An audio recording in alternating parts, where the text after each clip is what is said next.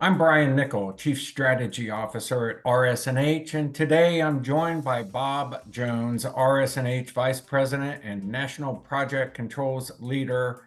I will welcome you all to this third episode of our second season of AEC Perspectives, a podcast directed at architecture, engineering, and consulting services and topics of the day. After a 30-year career as a bridge paving and excavation contractor, Bob joined RS&H in 2020 to start a project controls group. In a few short years, he's amassed a collection of former contractor executives from all across the country who have bid and built billions of dollars in construction projects. The team provides a unique perspective on methods, means, and motivations relating to critical path scheduling, claims mitigation, analysis, risk management, cost estimating, change order management, and constructability.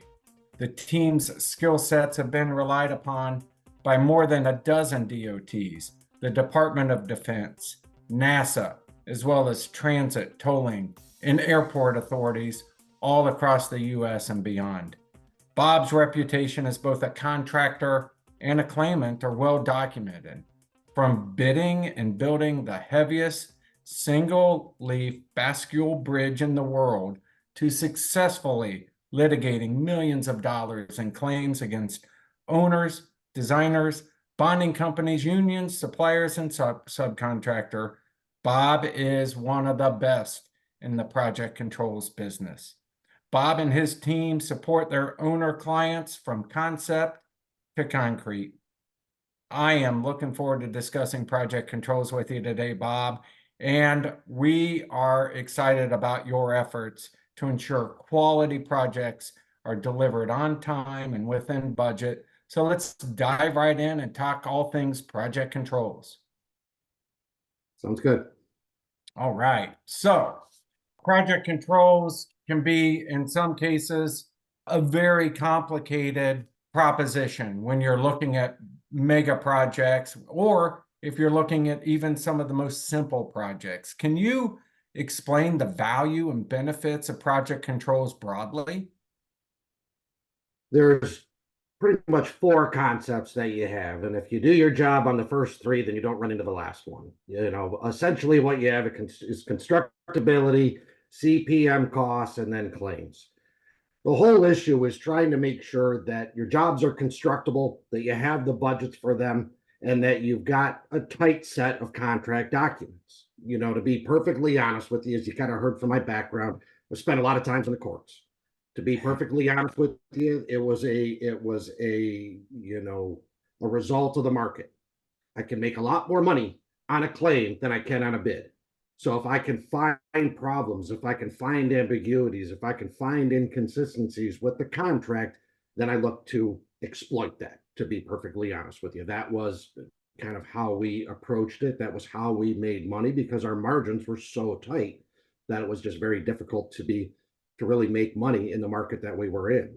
So the value is just trying to make sure that the owners are going into a contract and they're going to end that contract on budget, on time, and everyone walks away with a good project that's being built exactly the way that they wanted to. So it's really just a belt and suspenders approach to making sure that you've really got a good set of documents and you've got a good experience to get the job built.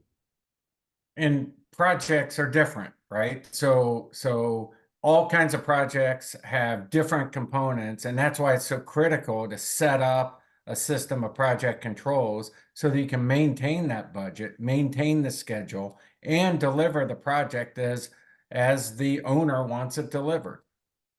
Absolutely. A lot of times what we're seeing is we've got contracts that have come out that aren't really constructible.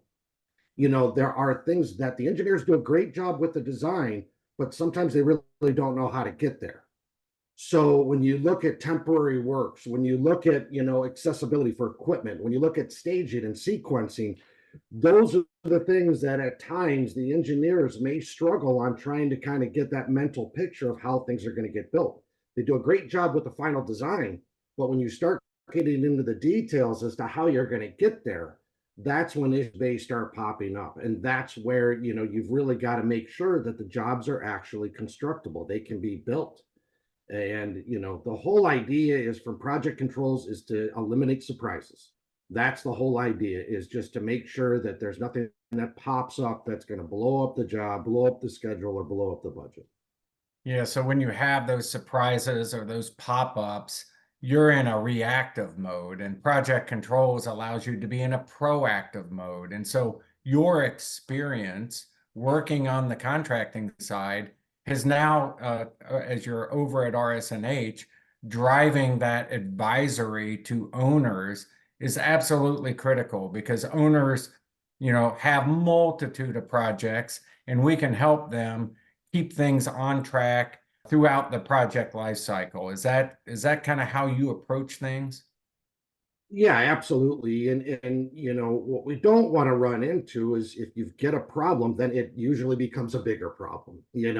Problems don't get smaller, they get bigger. And if you run into an issue, there's just a downstream effect, especially in this industry right now, especially in the market that we're in. There's so much work out there. There's so much opportunity, and there's such a strain on resources.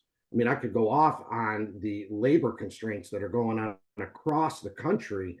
And to be perfectly honest with you, if there's a hiccup on a project and it slows something down, next thing you know, there's crews being pulled off that project. There's iron being pulled off that project because the contractor is already spread thin. And all of a sudden, if he's going to be down for, while they're waiting for a redesign or waiting for something to get resolved, they're going to take those resources and move it to another project that doesn't have that issue going on. So, that's the whole idea, is just trying to get out in front of this stuff, trying to eliminate surprises, and just make sure that these jobs get done on time. Yeah, you talked about how the marketplace is really driving a lot of this behavior that we need to undertake, but it's also driving the pressure on owners. And so if we think about it in the context of owners have a tremendous amount of work through the IIJA bill, the investments that are being made all across the country, and that marketplace is also hit, as we've seen more recently, by the impact of inflation. So that becomes part of the market dynamic. How do you ensure accurate budgeting and cost management throughout the life cycle of the project? Well, it's kind of interesting. I think costing was a bit of an afterthought from the engineering or owner side. They take 2018 prices and throw 3.5% a year on and figure that they're good. That's gone. That doesn't exist anymore. Last year lumber went up 33%, drywall went up 25%. We saw, just something here locally in Michigan, aggregate suppliers just sent out a letter last week to all the contractors saying that they're going to have a 10 to 15% bump on aggregate prices across the board coming out of nowhere. So that's really challenging on the contracting end to manage that, because things are just changing so quickly and so rapidly. And as a contractor, you're going to get burned on something once, and you're never going to let that happen again. I remember a circumstance that we had. This was back, I don't know, 10 years ago. We had an estimator that got to put sales tax on some structural steel. And, we got hit, and we got hit hard on him missing that sales tax. And from then on, every single bid, I just made sure to ask the question, we got our sales tax covered on all this, and that's what's going on with these contractors on what happened with fuel, iron, lumber, that they're not going to get burned on that again. And when you see the volatility that we've had over the couple of years, guys are going to make sure they're covered on this. They're not going to get surprised, or they're not going to be burned by that again. So, really what it takes, to be perfectly honest with you, you just have to get people on board that know costing. This is no longer an afterthought. This is no longer something that they just do at the tail end of the job. You've got to get people that live and breathe this stuff, that understand where the market's at, that understand what's going on with the commodities market, to understand how a contractor is going to approach a job. I mean, put yourself in the shoes of a contractor bidding $100 million job that goes on for 3 years. Right. Contractors are not economists, but they're being forced to be an economist now and predict what's fuel going to be in 3 years, what's lumber going to be in 3 years, where's the iron market going to be. So it's extremely challenging, especially on the labor front. There's 400,000 skilled trade job openings right now. 400,000 across the country. That went up 100,000. It was 300,000 last year. That is a massive amount of open positions that contractors are looking to fill, and it's getting incredibly difficult because for every 3 retirees, there's 1 guy entering the apprenticeship program. So those guys are keenly aware of what's going on, and that's what we try and do, is just do what we did as contractors for decades, is really just take that perspective, take those priorities, take those experiences, and bring it to the owner side of the table to get them to understand this isn't $100 million job, it's $150 million job, and here's why. Yeah, and I think as you look at that process, one of the things that comes to mind is, that just in time. We can't sort of go back and extrapolate out 5 years. We got to do that just in time for the owner. So that bidding, that cost estimating, the budgeting is so critical to keep the owners, whether they be the departments of transportation or the Department of Defense, on track with their overall program. And it's vital to deliver projects. That impact of inflation and the nearness to how you need to approach it on a literally almost a weekly basis is critical to the work that you do advising owners. Can you talk about how you go about that? Essentially, you've got to break down a bid just as you would a contractor. You've got to take a look at how things are going to get done. On most jobs, there are some standard things. There are some things that kind of follow along, but there are projects that definitely have some unique aspects to it. Say one of the biggest issues is risk. Contractors are evaluating risk differently than they did in the past. Back 10 years ago on bid day, you were talking yourself out of risk. You were talking yourself out of contingency. You're not doing that anymore. Now you're talking yourselves into bigger budgets, into bigger costs, into bigger contingencies because you've been burnt by these problems in the past.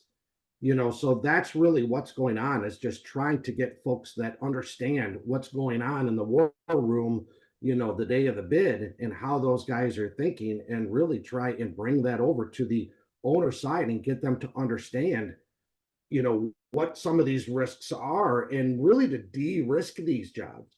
I see too many times to where the owner or a designer really can't solve a problem, so they just kind of throw it at the contractor to solve.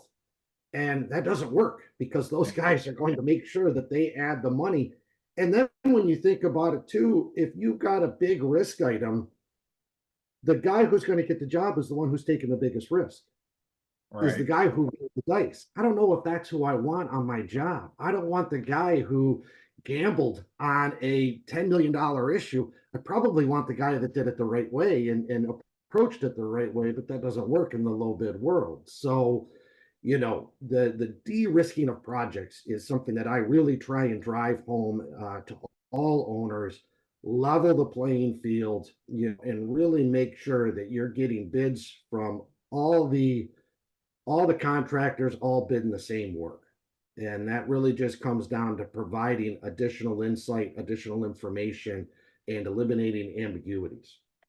So I really appreciate that viewpoint, and that de-risking is so critical. And it kind of leads me to my next question, and that is, what ideas or innovations are out there that are going to help offset some of these cost increases that we're seeing throughout the industry? So as we're de-risking, what are those sort of top of mind things that you're engaged in, that you're seeing in the industry? I'm a fan of the owner detailing out site logistics, just in regards to where are you going to put a concrete plant, where can you put a crusher, because those costs or those details really matter. A concrete plant on site within your project that doesn't have to go out into the public roads is significantly cheaper on a major paving operation than if you have to have it offsite. And if you know you're going to allow that as an owner, put it in the documents. Yeah. Make sure that all the bidders are actually have that assumption going in instead of maybe one guy knowing it, but the other three aren't really sure. So they're going to go out and secure a site that's going to be off the project and they're going to cost that in. Provide that level of detail. If you've got a big cut fill operation going on, let them know that they have a burrow pit here. Let them know that they can lose 100,000 cubic yards of excess material over here. It's those types of things that I think level the playing field and get everyone to bid things the same. The other thing that I would say is just you mentioned innovation. It's the innovative contracting approach. Low bid is fine, but low bid also, has risks that they're putting into it. So, there's innovative contracting. You've got CMGC, CMAR, progressive design build. That's where you're sitting down with the contractor. You're committing to them to help work on the design. And then if you get the numbers figured out, then you can go and they'll work on construction. But at least that dialogue that you have early on, that open book approach to methods and means and risk and cost can all be negotiated instead of just leaving it up to the contractor to try and solve. So I'm a fan of that. Absolutely. I just think that open book approach to design and methods and means and costing and risk really allows that process to be negotiated. And that way, they can talk about it. If a contractor says, well, I don't know how I'm going to do this, so I'm going to add this risk, the owner can be sitting right there at the table and say, okay, well, let's talk about this. Let's talk about what do you need to give me a better price? What do you need to eliminate those contingencies that you've added? And he can decide whether or not he wants to hang on to that, or if he wants to, provide other details or make other commitments that actually allows them to eliminate that risk or to eliminate that contingency. So I think the open book approach, the CMCs, the CMARs, the progressive design builds, I'm definitely a fan of those because I think on your more complex projects, your jobs that definitely have some unique aspects to it, that could really be a good money saver for the department. And I think it just creates an environment to where you have a team approach that carries over through construction.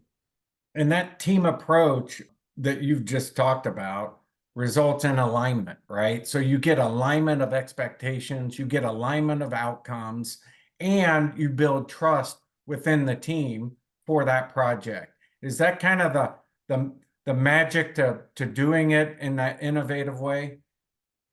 Absolutely, because you're now understanding what the motivations are on the other side of the table. There's a lot of times to where as a contractor, you could sit down and you don't even realize some of the issues going on with the stakeholders, some of the things that the owner was dealing with. I'm looking at it from strictly a construction standpoint, but the designers and the owners have got a whole host of other problems that I'm not even aware of, and vice versa. So now if we could explain the challenges that each of us has, well, now you've got everyone trying to solve each other's problems. And that's just works out great. I mean, 3, 4 minds are better than one. So if you've got everyone collectively thinking about the owner's challenges, thinking about the designer's challenges, thinking about the contractor's challenges, you're just going to have a better project. And that dialogue will carry over into construction because you already know what's going on. You already know the issues that are out there and just trying to kind of collectively, you're pulling in the same direction.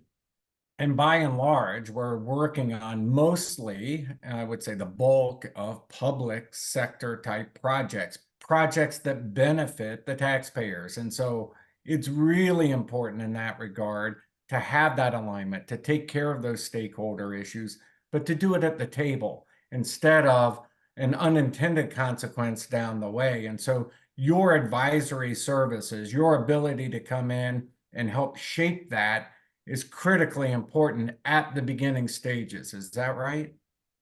Yeah, I always tell people I'd rather talk in the conference room than yell on the job site. So I mean, I think talking that through and getting people to kind of understand you can figure out what's going to come down the pipe. You can evaluate the problems that you're going to have and just have a conversation to figure out how to, work around that problem, come up And with a you're always going to solution. have challenges, yeah, and issues, and you have to do that. Yeah, and I love that. It's better to talk in the conference room than yell out on the job site. That's a good one. I may have to keep that one in mind, because I think that's one of those things where you get that dialogue. It's beneficial to all parties. And that brings me to another question. I want to ask you about some of the strategies that you use to mitigate risks and uncertainties during a project. So you've had all of this pre-work, you've sat down. What are you doing during the project? And can you tell our listeners a little bit about what you've undertaken, some of your experiences there? I had always told my project managers a schedule was the most important tool of the job. It was better than any crane, it was better than any excavator, that the schedule was by far the most important tool of a project because it allowed you to completely lay out your job and figure out how stuff's going to get built, have it reflective, understand the resources you're going to need. So I have always been a huge proponent of schedule. To discount a schedule is a fatal flaw, in my opinion, from a contractor's perspective and from an owner's perspective. So I am a big proponent of making sure that schedules are accurate, they're early, they are diligently followed, they're updated, because it can show you when you're going to have problems. You can predict what's going to go on with the job based off the schedule. A lot of times, this was back before I came to RS&H, you would see guys falling behind schedule and they would just start removing relationships and kind of crashing the schedule. But they've got this tsunami at the end of the project that you've now created. Instead of doing 5 million a month on revenue, now you got to do 15 million a month to get the job done, and it's not realistic. So, if you're astute and you're paying attention and you're evaluating these schedules, that's the best tool that you could possibly have to kind of predict what's going to come down the pipe. And, the reason that what I've noticed is the labor shortage that we're talking about is not limited to the skilled trades. It's also affecting the project managers. So there's a lot of times that we're making comments, we're having discussions with the contractor, not over a spec issue. It's more of like they don't have the support system that they used to in the office. Superintendents used to take 30 years to make, and now they're creating them in 5. That's not really viable because you've got folks that are on jobs that really aren't ready for the role that they're in. So then we're advising them saying, hey, did you look at this? And did you consider this? Really more taking off our consultant hat and putting on our contractor hat and trying to kind of give them some insight. Now, granted, we have to be careful because we don't want to overstep our bounds, but the whole idea is maybe getting them to take a look at stuff that they didn't realize. So, to me, it's schedule.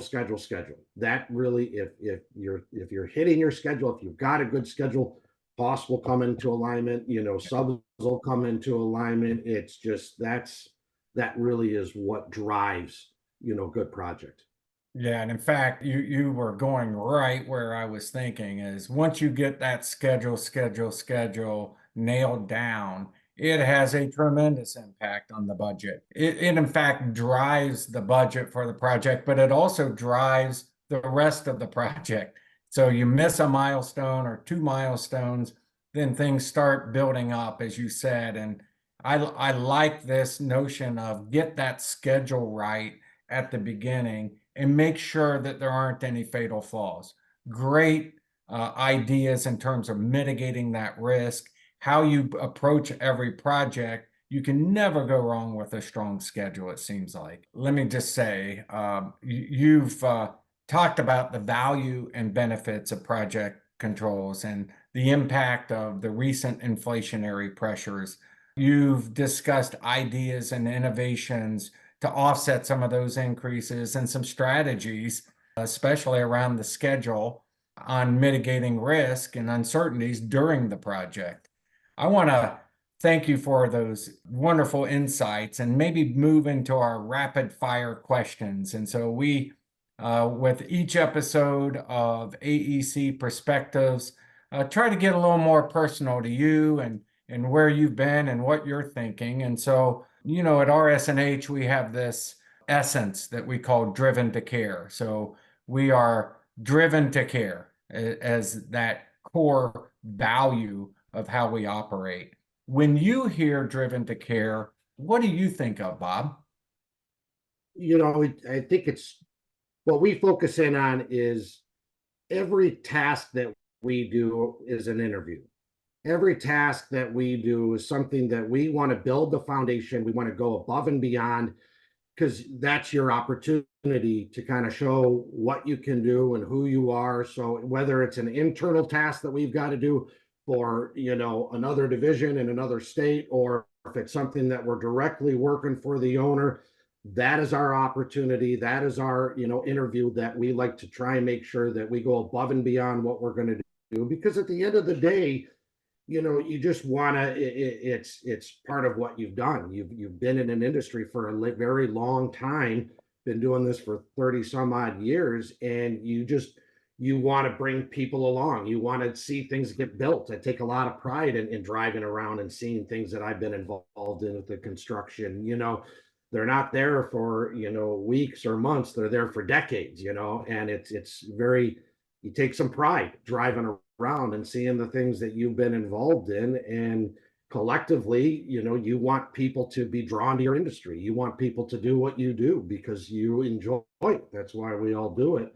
You take some pride in it. So it's really just having that pride in what you do. And that's what's really, at least personally, driving me to care, I guess, is just that pride and that ownership of the jobs that you're getting involved in. Oh, that's a perfect segue to the next thing I want to talk about because you're in an intense business, right?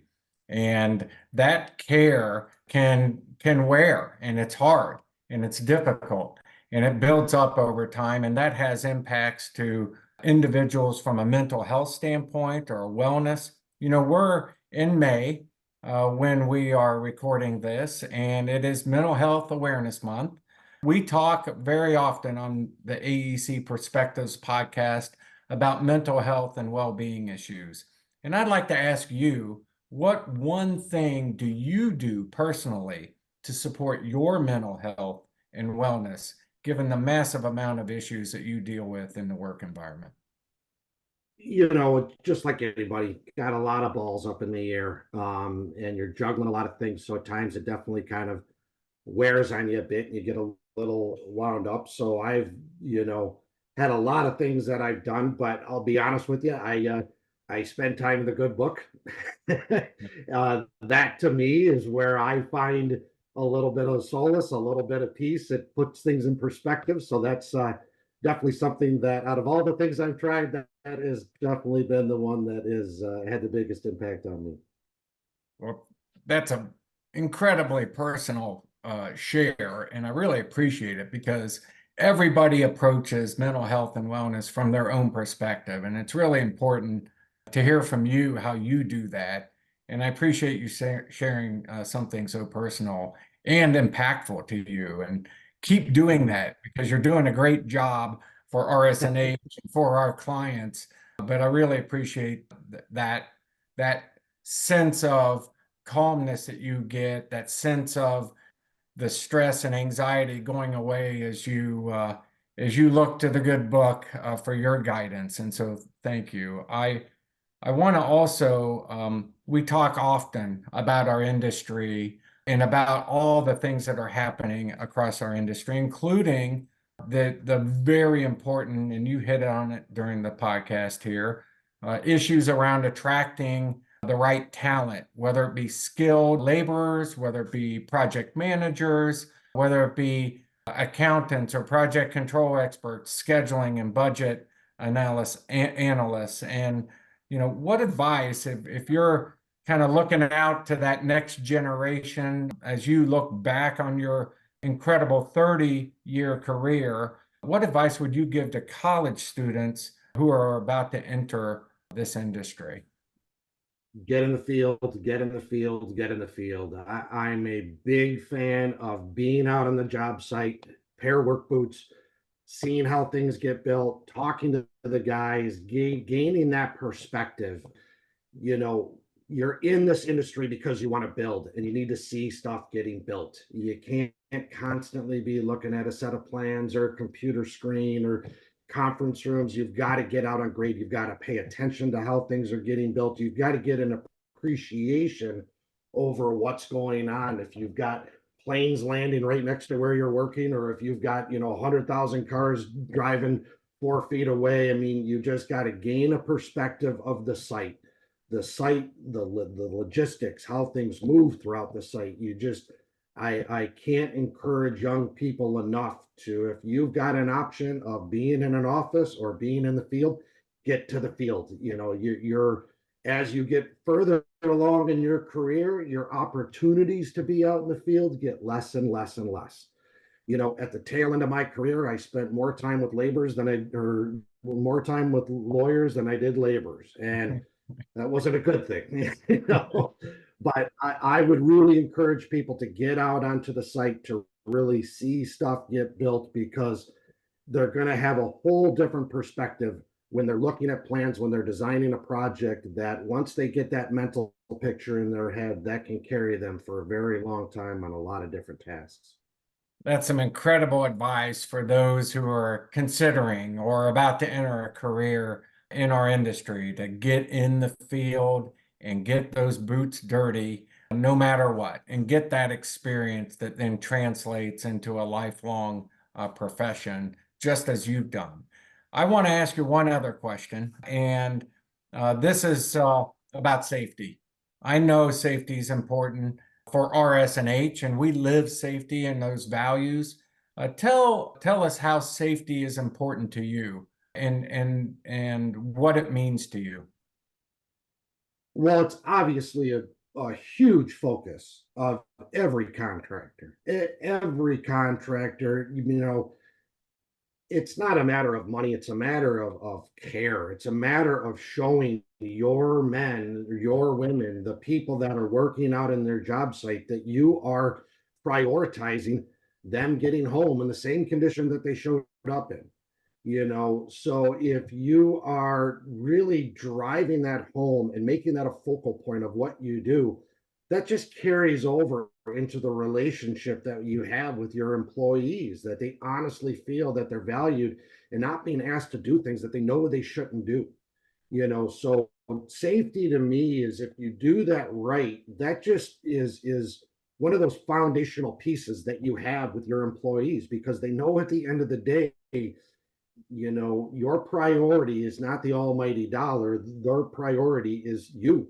You're one of the greatest resources that a company can have, is that individual. And if you can take care of them, and if you can have them safe and protected and do things the right way, that's just going to carry over into their production. It's going to carry over into their, mental health. That's going to carry over into their wanting to pull people into the industry.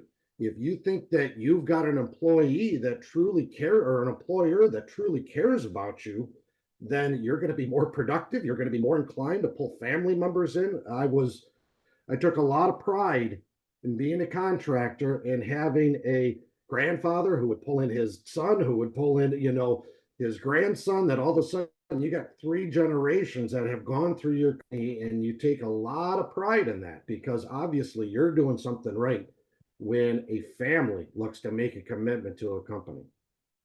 That's a great way to end. We started these rapid fire questions with driven to care, and you made it full circle, talking about how a safety culture is all about care.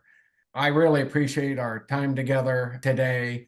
For our listeners, this has been Bob Jones, a 30-year career contractor and consultant working all across our country for agencies and entities, delivering some of the biggest and baddest and coolest projects. Bob, thank you so much for joining this episode of AEC Perspectives.